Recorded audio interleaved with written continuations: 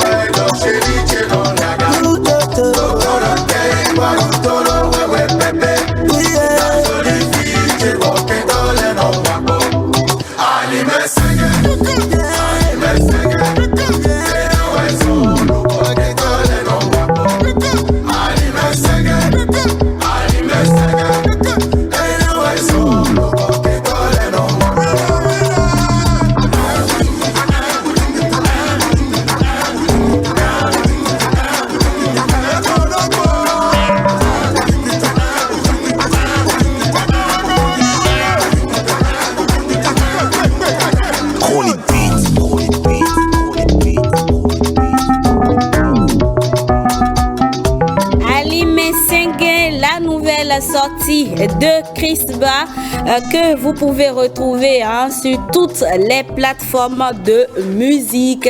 Une belle sortie en tout cas, du courage à toi Chris Ba. Il est l'heure de recevoir Ariane Da Silva dans Référence.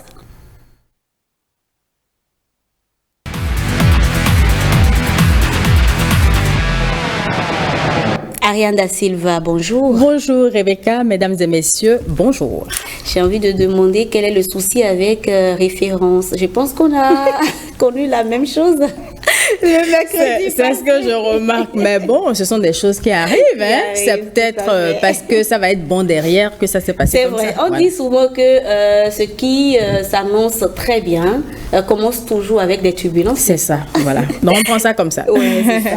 Alors, dans Référence du jour, nous parlons de l'engagement au service du développement grâce à l'entrepreneuriat. Ce sera avec Aimé Ogouma. Voilà. Mais qui n'est pas présente sur ce plateau. Non, elle n'est pas là, mais bon, on a quand même eu la chance d'aller tourner avec elle il y a quelques jours. Aimé Ogouma, elle est spécialiste en économie coopérative et gestion des organisations. Elle est formatrice également et conseillère d'entreprise depuis 10 ans. Tu t'imagines? C'est quand même... Elle a beaucoup d'expérience. Oui, beaucoup d'expérience dans le domaine et c'est comme je lui disais la dernière fois, peut-être qu'on va la fidéliser également pour de temps en temps venir donner des conseils voilà, aux entrepreneurs par ici. Comment elle a pu survécu dans l'entrepreneuriat pendant 10 ans, c'est pas peu. C'est pas peu, c'est pas peu. Et depuis 2020, elle dirige une entreprise de promotion et de distribution de produits locaux. C'est-à-dire, elle adore le local. Et on va la découvrir à travers cet élément.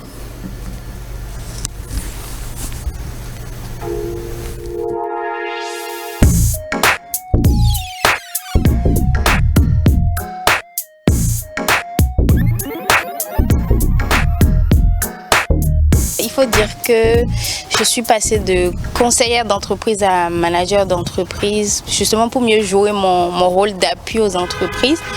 À la base, j'ai travaillé avec des entreprises rurales comme urbaines sur leur capacité de production, sur le développement de leur marché. À un moment donné, il faut pouvoir améliorer leur performance, leur présence sur le marché. Et donc, je décide d'accepter le challenge qui est de gérer une entreprise qui fonctionne comme une centrale d'achat pour les produits locaux et qui travaille en même temps pour la promotion du consommant local.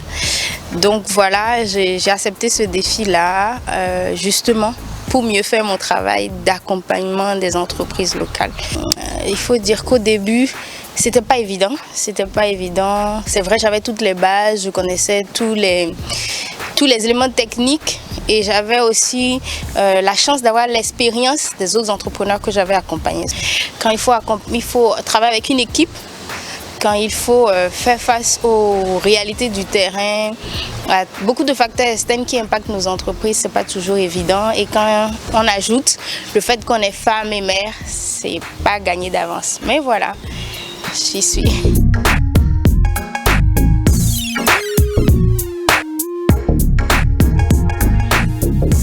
Moi, personnellement, dès la base, j'ai toujours eu envie de voir les choses différemment, de trouver une dynamique autour de ce que je fais et intégrer un groupe d'entrepreneurs ou de professionnels qui accompagnent les entrepreneurs. J'ai trouvé là le juste milieu entre ma passion et ma profession.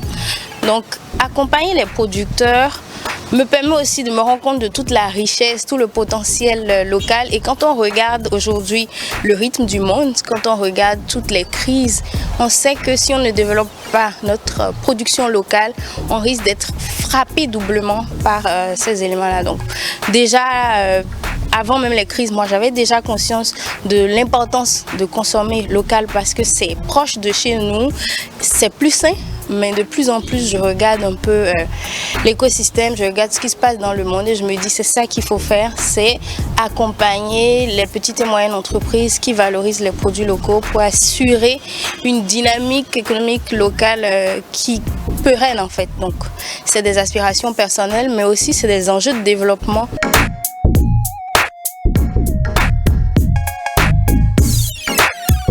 De jumeler sa vie de professionnelle, de femme et de mère. Et aussi, c'est pas facile quand on est une femme de gagner la confiance et la considération des hommes ou des personnes autour de vous. Donc, il faut réussir non seulement à créer le respect, la considération et la confiance pour accroître le nombre de personnes qui vont vous suivre dans votre vision, mais aussi il faut pouvoir trouver le juste milieu entre je suis manager, je reste tard au travail et je suis mère, je rentre et je veille sur mes enfants. Parce qu'une chose est d'avoir une vie professionnelle, mais l'autre chose aussi c'est de s'assurer que nos enfants vont grandir sainement, c'est de s'assurer qu'on a une vie sociale, etc.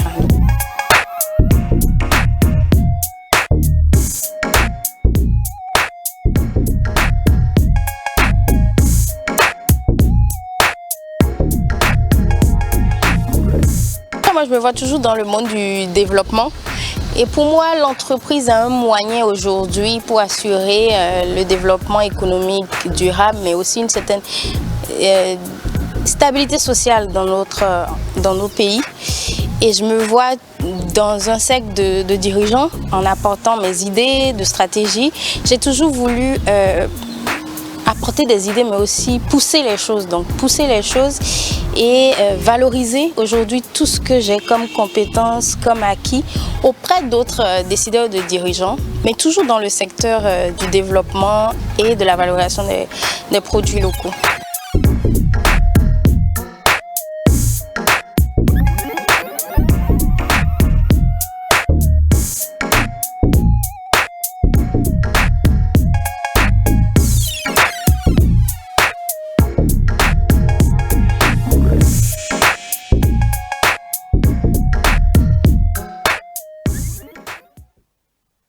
À l'instant, donc, Aimé Ogouma qui nous parlait de l'engagement au service du développement grâce à l'entrepreneuriat. Une dame très dynamique. Hein? Moi, j'ai aimé échanger avec elle parce que tu sens qu'elle est ambitieuse, qu'elle a une vision, en fait, qu'elle a des projets d'avenir. Franchement, chapeau, quoi. Ariane Da Silva, au début, elle disait, au début, c'était pas évident, c'est ce que j'ai retenu de ses débuts. Surtout quand on est une femme. Voilà, surtout quand on est femme, mais elle a pu surmonter les obstacles pour accumuler à elle seule 10 ans d'expérience dans le domaine de l'entrepreneuriat. Elle a également abordé cet aspect assez général du côté des femmes, à savoir comment concilier vie de famille et vie professionnelle. Et j'ai envie de te demander, Ariane Da Silva, là, ça c'est l'avis d'une femme entrepreneur, mais est-ce que tu penses que c'est général, c'est un constat général quand on parle des femmes qui sont fonctionnaires, par exemple? Je pense que c'est général et toutes les femmes sont concernées. Dieu sait comment est-ce qu'on arrive à gérer au quotidien. Dieu sait quand tu te réveilles le matin tout ce que tu dois faire avant de te pointer au boulot parce que tu n'as pas le choix. Dieu sait l'heure à laquelle tu quittes le boulot et quand tu rentres à la maison, tout ce que tu dois encore gérer avant de t'endormir, de te réveiller le lendemain. Donc, je pense que c'est à nous de trouver le juste milieu et c'est pas toujours évident. Et surtout pour nous, notre cas, par exemple, voilà, le métier de... Parfois, oui, il n'y a pas de jour pour rentrer, franchement, il n'y a pas de jour férié ni de jour de fête. Non, parce qu'il faut bien que les gens suivent le journal, le jour de fête. Il faut bien qu'il y ait le rendez-vous de midi, même si c'est un jour férié. Donc, tu es obligé de sacrifier en fait tes proches pour travailler parce que c'est un contrat que tu as signé, tu n'as pas le choix. Mais Ariane Da Silva, les téléspectateurs, je suis sûre, ont envie de savoir comment Ariane Da Silva, quels sont les secrets, par exemple, de Ariane Da Silva pour concilier justement cette vie de famille, vie de mère et en même temps vie professionnelle. Est-ce que tu as des astuces, par exemple, à partager avec Est-ce qu'il y a des astuces? C'est une question que je me pose à moi-même, mais je pense que quand on est bien entouré, c'est un peu plus simple. Quand on peut compter, par exemple, sur ses proches, sa maman, son papa, ses frères et sœurs qui puissent peut-être garder votre enfant et son conjoint aussi. Et son conjoint aussi qui peut essayer de gérer en fonction de son agenda. Je pense qu'on s'en sort facilement. Mais quand on n'a pas tout ça, et qu'on se retrouve peut-être seul, vous avez vos parents qui vivent loin et tout. C'est vrai qu'il y a des formules, il y a des femmes aujourd'hui qui font l'option par exemple de la garderie pour pouvoir prendre soin de leurs enfants et tout parce qu'elles n'ont pas le choix. D'ailleurs, rien ne prouve que là-bas on prend bien soin de l'enfant. C'est vrai qu'on vous dira oui, on prend bien soin de l'enfant. Mais tu n'es pas là-bas. Mais tu n'es pas là-bas, tu peux pas savoir. Donc je pense que c'est Dieu qui nous aide à gérer. Simplement. Simplement. Il vaut mieux le dire comme ça. D'accord, Ariane Da Silva, merci pour ce partage d'expérience. Alors, un mot ajouté par rapport à notre entrepreneur. Oui, il faut reconnaître que Aimé, c'est une femme qui a aussi une vie associative. Et moi, je me dis aujourd'hui, avoir une vie associative et être entrepreneur, franchement, je pense que les deux vont de pair. C'est vrai qu'on n'est pas obligé d'avoir une vie associative dans tout ce que nous faisons, mais aujourd'hui, la vie associative, parfois, t'offre des opportunités. Voilà, un bon carnet d'adresses. Oui, voilà, c'est un réseau, en fait, et tu en fais partie. Tu sais qu'il y a des gens sur qui tu peux compter et tout pour évoluer, pour avancer dans tes activités. Donc, je pense que c'est un plus et franchement, bravo à elle.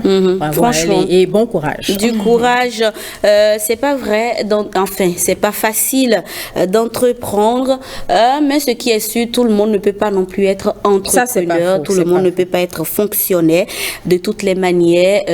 Tout dépend de la passion qui vous anime, cette passion-là qui vous amène déjà à embrasser un corps de métier, à aller vers l'entrepreneuriat également. également.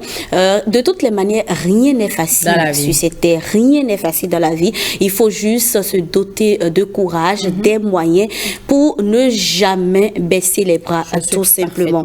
Ariane Da Silva, merci, mais on reste avec toi pour parler cette fois-ci de la taxe dans Eco.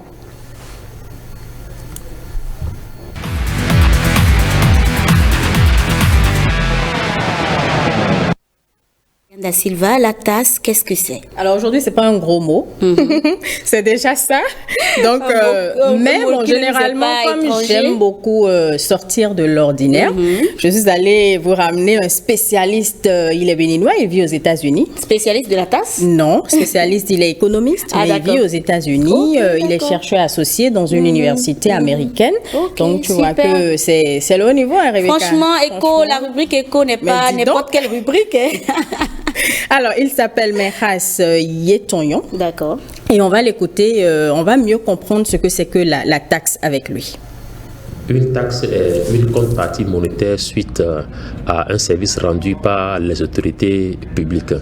Quand vous êtes une entreprise et que vous exercez sur un territoire, les autorités de ce pays vous rendent un service, celui de vous permettre de rester sur le territoire, d'exercer vos activités et de bénéficier d'un certain nombre de services tels que la sécurité, la protection, la diplomatie et autres.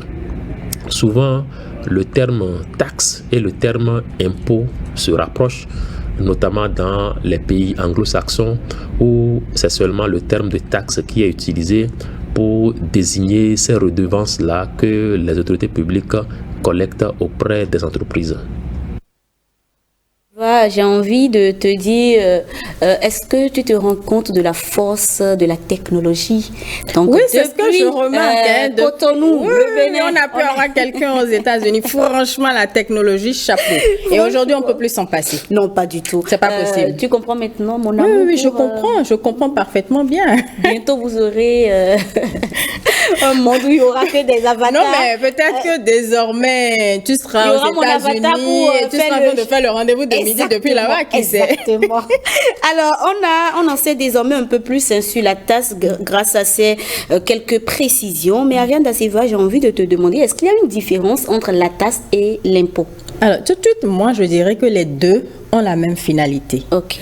Mais il faut reconnaître que l'impôt, c'est en quelque sorte un prélèvement obligatoire que l'État fait. Mais la taxe n'est pas obligatoire? La taxe, c'est un prélèvement que... je suppose, par exemple, tu vas dans un supermarché, tu vas acheter, il y a une taxe que tu payes forcément, la TVA par exemple, TVA, que tu payes. Là, en fait, c'est quelqu'un qui collectionne cette taxe-là et qui reverse ça maintenant à l'État. Donc, c'est par un intermédiaire. Par contre, l'impôt, c'est directement l'État qui prélève l'impôt directement. Donc, on donnait l'exemple de la TVA, c'est quelque chose qu'on a l'habitude de payer quand on va en supermarché, c'est de 18%, voilà, généralement. Hey. On va s'en sortir. On va s'en sortir. Je ne sais pas si tu as quelque chose à ajouter. Donc, en gros, je disais que les deux, pour moi, vont de pair parce que c'est la même finalité, puisque l'État a besoin de ressources pour jouer son rôle régalien. Donc, forcément, il faut que l'État prélève des impôts et des taxes à côté. Et c'est ça qui permet aujourd'hui d'avoir les belles voies que nous avons aujourd'hui, les écoles qui sont construites, le programme cantine scolaire et tout ce que vous voulez, le cadre de vie sain qu'on nous garantit aujourd'hui. C'est tout ça qui permet, en fait, à l'État de gérer, de réaliser tout ça. D'accord. Mais est-ce que vous ne pensez pas qu'il y a de ces supérettes, supermarchés ou autres qui prélèvent plus qu'ils ne devraient? Bon, je ne saurais le dire parce que je n'ai pas vécu ça. Mais généralement, c'est 18%. Généralement, pour ce que, quand vous prenez la facture en principe, généralement, c'est 18%. C'est 18%. Oui, commencez pas à vérifier, chers téléspectateurs. C'est important. Moi, mais je vais commencer par vérifier. Je ne vérifie pas. Ariane Da Silva, merci. J'espère, chers téléspectateurs, que vous avez retenu quelque chose, puisque le but, justement, de cette rubrique, eh bien, c'est de mieux vous renseigner sur certains mots ou expressions liés à l'économie. Ariane, on donne rendez-vous aux téléspectateurs pour le mercredi prochain pour comprendre encore d'autres mots dans la rubrique Écho. Et n'oublie pas de remercier notre expert, c'est important. Oui. Non, C'est important d'exprimer ça. Non, il faut le faire. Merci à notre expert du jour qui vit aux États-Unis. C'est un Béninois? Oui. Wow, le Béninois de la diaspora. Merci, on profite pour faire un coucou à tous les Béninois d'ici et d'ailleurs, à tous nos téléspectateurs, aussi bien béninois qu'étrangers qui suivent le rendez-vous de midi. Vous êtes notre force, tout simplement. C'est la preuve que les Béninois de la diaspora ne sont pas exclus. Non, pas du tout. Le rendez-vous de midi appartient à tout le monde. Donc, si vous avez envie de nous envoyer des thématiques liées à l'économie, au numérique, si vous êtes intéressé à toutes les rubriques qui passent par ici. Entrepreneurs également. Entrepreneurs, oui, s'il y a des entrepreneurs, exact, mais il doit y en avoir des entrepreneurs parmi les gens de la diaspora. Contactez-nous simplement via notre page Facebook, le rendez-vous de midi, ou via la page Facebook de l'ORTB. Merci. On va installer à présent ADECO.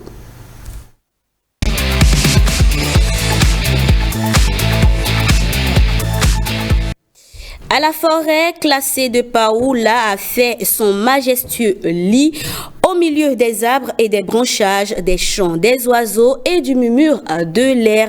Des artistes s'inspirent des merveilles de la nature pour donner forme à leur création. C'est dans le cadre de l'exposition collective naturelle. Et c'est justement le sujet que nous abordons dans ADECO de ce midi. Exposition collective naturelle, la plastique en symbiose avec la nature. On en parle avec Berthold. On prononce le L, n'est-ce pas?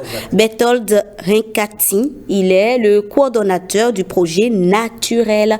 Monsieur Rinkati, bonjour. Oui, bonjour Madame Rebecca. J'espère que vous allez très bien. Très bien, oui. D'accord. Et vous? Je pète la forme, ça se voit ou pas? Oui, ça se voit.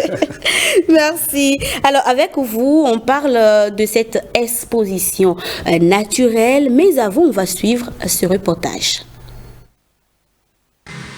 Les artistes plasticiens béninois apportent leur touche à la préservation de l'environnement. De concert avec l'Institut français du Bénin et le Centre culturel lieu unique d'Abomey, ils ont investi la forêt classée de Paou dans la commune de Ouida. Une exposition collective de 10 artistes contemporains et 13 invités pour un total de 23 créateurs d'œuvres artistiques. Au lancement de cette exposition collective appelée Naturel, un invité surprise, le chef de l'État, fait son apparition. Oh, je suis d'accord. Très bien, on te suit. La visite a permis à Patrice Talon, dont l'accompagnement pour ses compatriotes artistes n'est plus à démontrer, d'être convaincu de sa vision. Révéler l'art du 229, tellement il est impressionné. Le ministre en charge de l'art, également membre de la délégation, ne l'est pas moins. Un peu pour parler de SOS, SOS planète, unissons-nous pour avancer ensemble. Je parle de la danse de Eboum. L'exposition met en évidence 2 aspects, art et naturel, pour montrer en filigrane le lien indéniable entre l'art et la nature par le truchement de cette exposition. La splendeur et la beauté de l'exposition ont fait prendre une résolution au chef de l'État. La fin de l'opération prévue pour le 17 prochain est prorogée d'1 mois.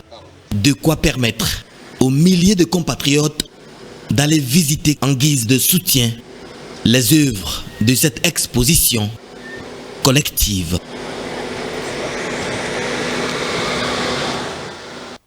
La plastique en symbiose avec la nature, Monsieur Rinkati, d'où est partie cette idée? Qu'est-ce qui a motivé cette idée de mettre en place une telle exposition en plein cœur de la nature? Merci beaucoup. C'est d'abord une idée originale de Dominique Zingpe. D'accord. Dominique Zingpe qui n'est plus à présenter, artiste plasticien de renommée internationale. J'irai un peu plus loin en parlant déjà de Boulevard, les artistes dans la rue. qu'il a initié et depuis bientôt plus de 15 ans, je dirais 20 ans.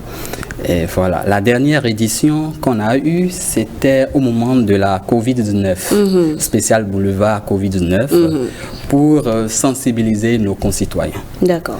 Voilà, à essayer d'adopter les gestes barrières et autres. Après cette initiative concernant la Covid-19, Dominique Zinkper a réfléchi.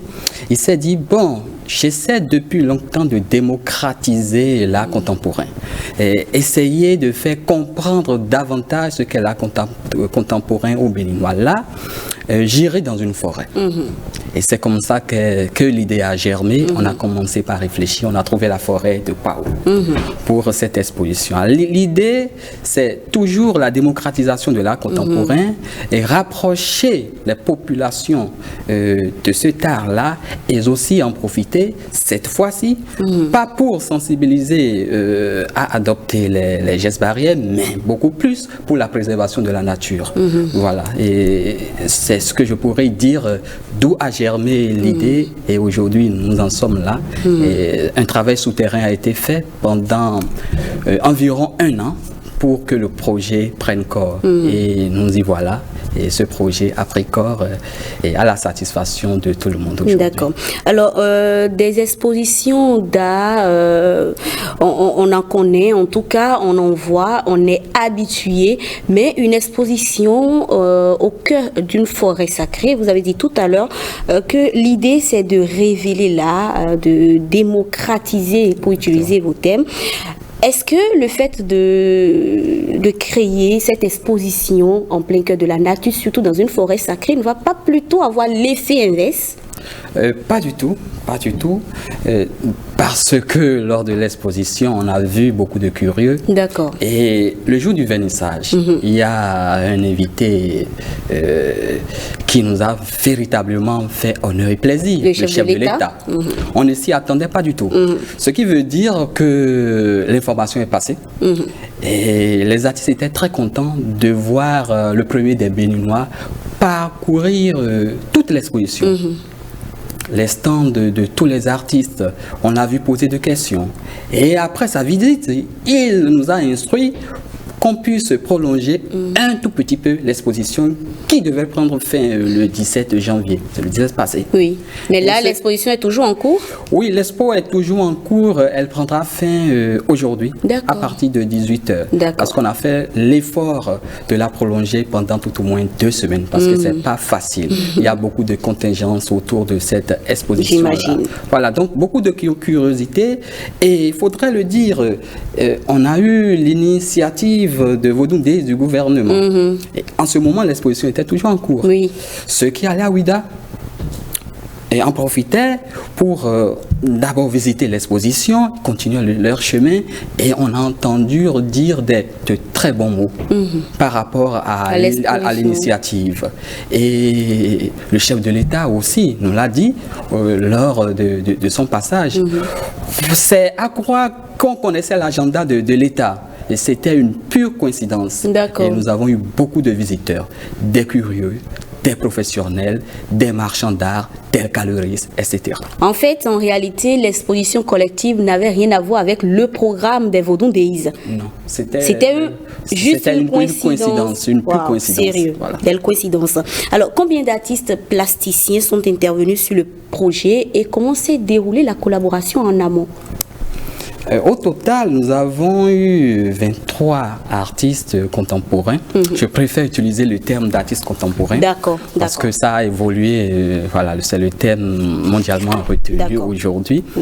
Et on a d'abord fait une sélection de 10 artistes. Mais après... Au plan local? Oui, au plan local. Après, on a mûri la réflexion. On s'est dit que le mieux, c'est d'associer d'autres artistes. On les a appelés des artistes invités.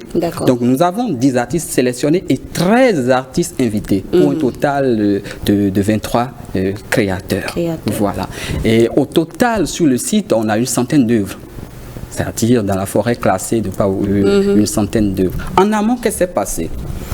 Le travail souterrain a été fait. Oui, on a déposé le projet, on a sonné l'État, on a sonné des partenaires techniques et financiers privés.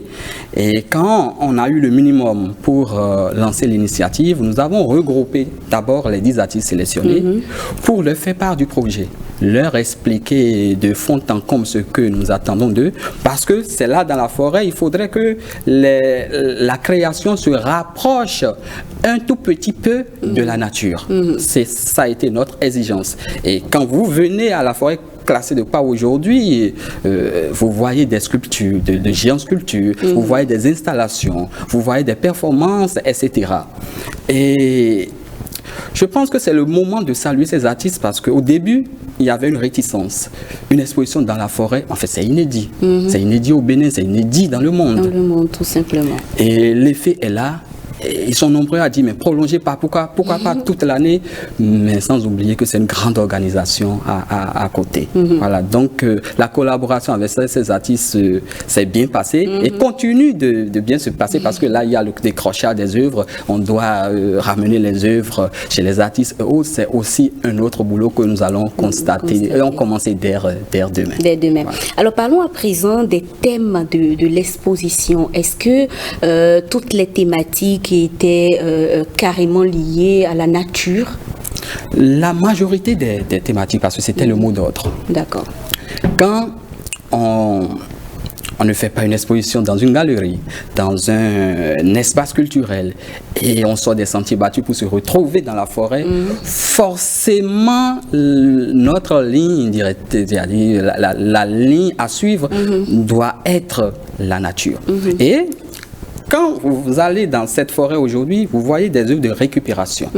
Par exemple, Aston qui prend des rebuts et essaie d'en faire des œuvres. Quand on prend Dominique Zinkpe, lui-même, il a l'habitude d'utiliser les ibédis, les statuettes. Ces statuettes sont là. En fait, les statuettes, c'est d'abord des bois.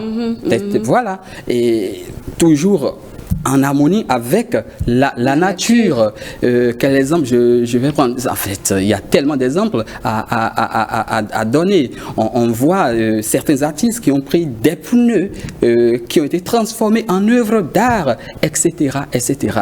Je fais l'effort de ne pas citer le nom des artistes, sinon j'en ferai de jaloux.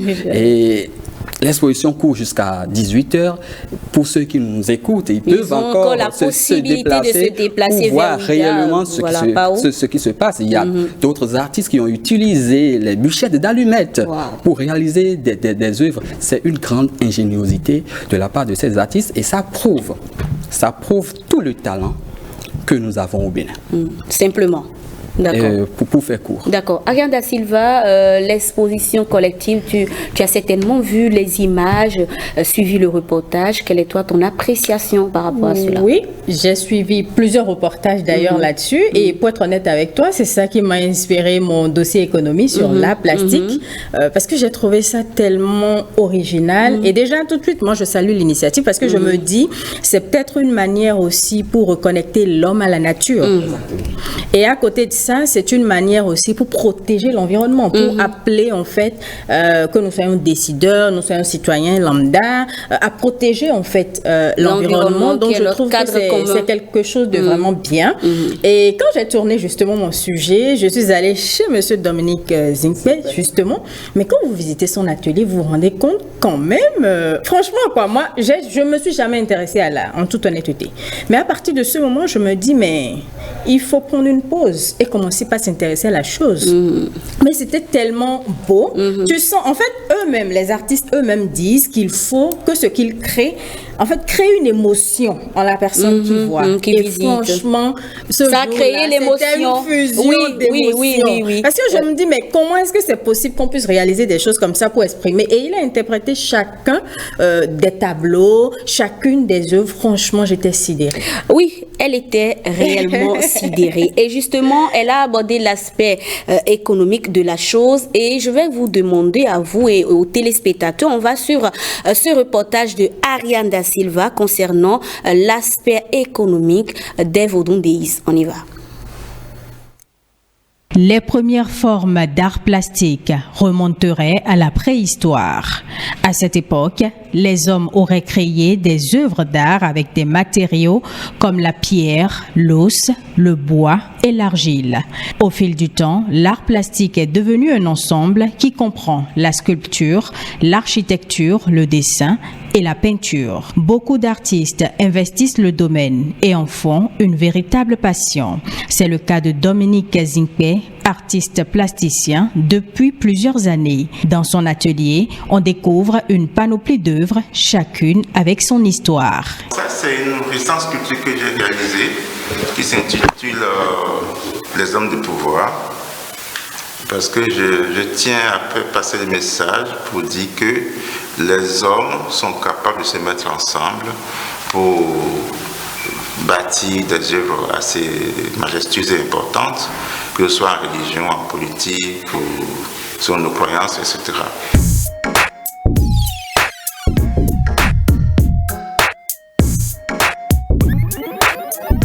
Ce que je pratique, c'est arriver avec les couleurs à réaliser des dessins, à faire sortir des formes et que chacun pourra interpréter comme il le souhaite. Surtout créer une émotion. Une émotion née de la créativité et de la passion de l'artiste. Un véritable potentiel qui génère des ressources. D'abord, tu es passionné au début, après tu le transformes en ton métier et tu t'organises et tu planifies ta réussite.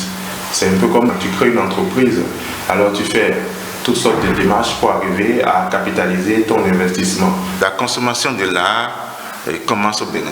Je reconnais qu'il y a quelques collectionneurs béninois et aussi des gens de notre entourage qui nous consomment. On commence par vendre aussi au gouvernement béninois à travers la Galerie nationale. D'autres pays aussi nous accueillent à montrer nos travaux et à exposer. Et assez souvent également, on peut vendre des œuvres. Des œuvres dont les coûts varient d'un marché à un autre. Une pièce, une toile que je fais à 100 mètres par 100 mètres de dimension sur le marché peut aller jusqu'à 5 000 €. Les prix parfois peuvent être revus en fonction des liens, en fonction aussi du degré d'émotion que cette toile crée à la personne. On peut commencer par 50 000 jusqu'à 5 millions, ça dépend de la taille et de la valeur de l'œuvre. La seule différence, il y a un coût d'exportation. Quand on expose en Europe, les galeries prennent aussi les commissions.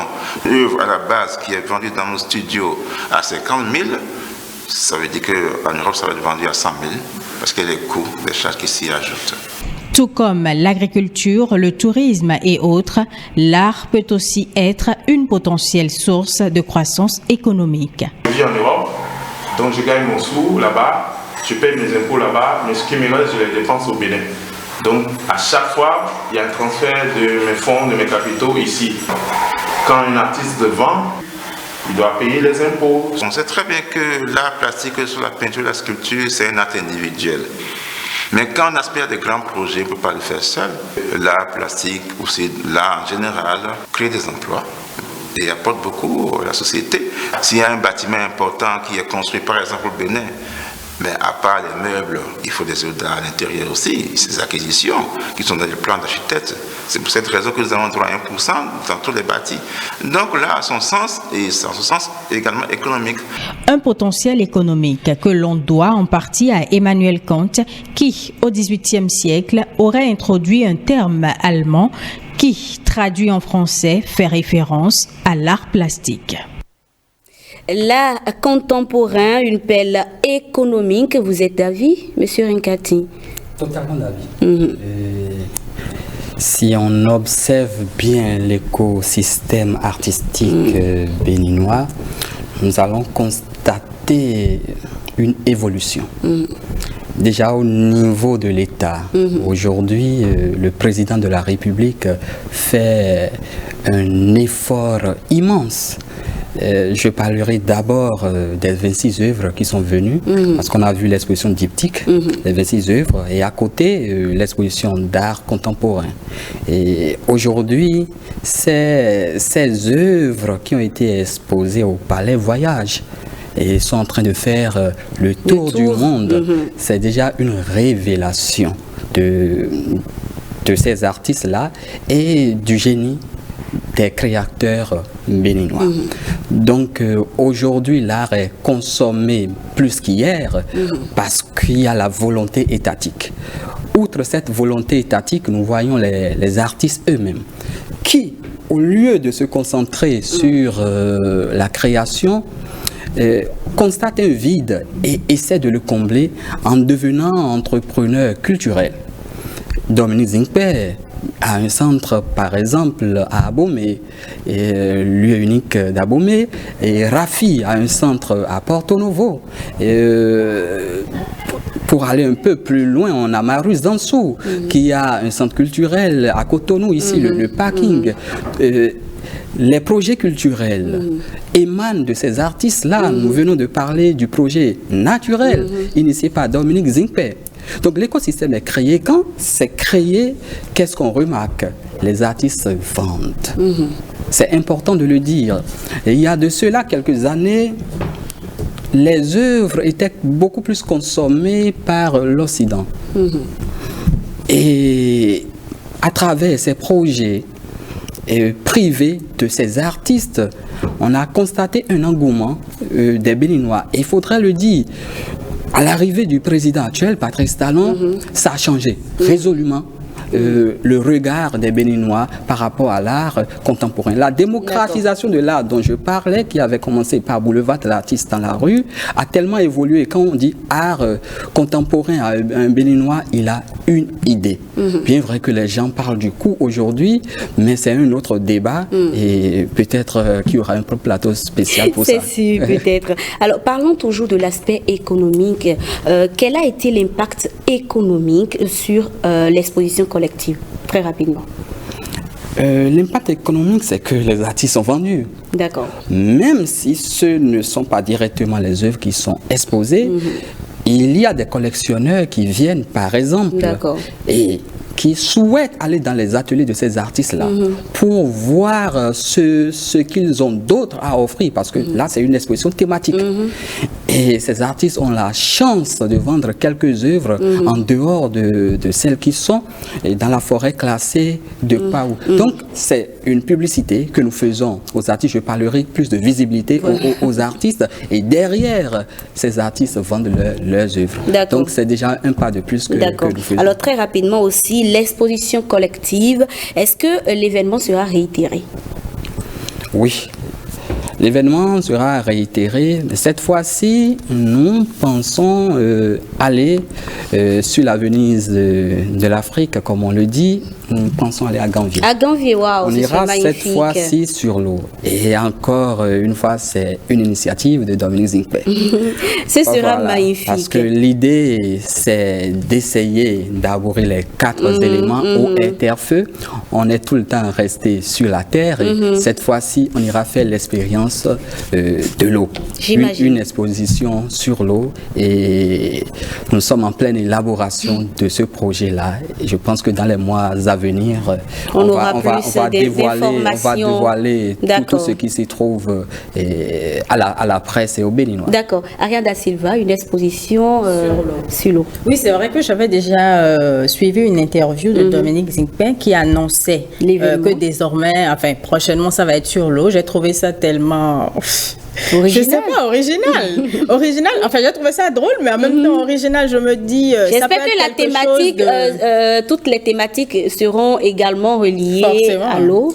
Forcément. Ça, je viendrai. Ça peut être très original et très intéressant. Oui. Et moi, je salue le génie des artistes parce que c'était pas gagné d'avance. Est-ce qu'on pouvait y penser aussi facilement? Donc, franchement, chapeau à l'artiste. Merci Ariane Da Silva, Berthold Rincati. Merci. Je rappelle que vous êtes le coordonnateur du projet Naturel. Avec vous, on parlait de l'exposition collective naturelle. Là, vous avez refusé le thème plastique, donc l'art contemporain en symbiose avec la nature.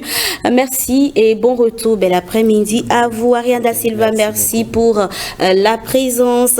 C'est la fin de ce numéro de votre émission, le rendez-vous de midi. Chers téléspectateurs, nous vous remercions pour votre fidélité. Merci, c'est vraiment gentil. Je vous retrouve par ici la semaine prochaine. En attendant, poursuivez l'aventure avec Yasmine Damanta dès demain, jeudi. Bye bye. Prenez soin de vous.